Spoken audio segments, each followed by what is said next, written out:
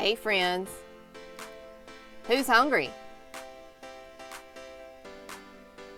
Add a little sweet heat to your summer with marinated chicken drumsticks glazed in honey adobo sauce. In a medium bowl, combine a 1/4 cup of vegetable oil, 2 teaspoons of ground cumin, and 2 teaspoons of paprika. Stir until combined. Place 4 pounds of chicken drumsticks in a large resealable plastic bag. Pour the spice mixture over the chicken and then toss the chicken until the pieces are evenly coated. In a blender or food processor, puree 1/2 cup of honey, 3 whole chipotle peppers in adobo sauce, 2 teaspoons of Dijon mustard, and 1 tablespoon of chili powder.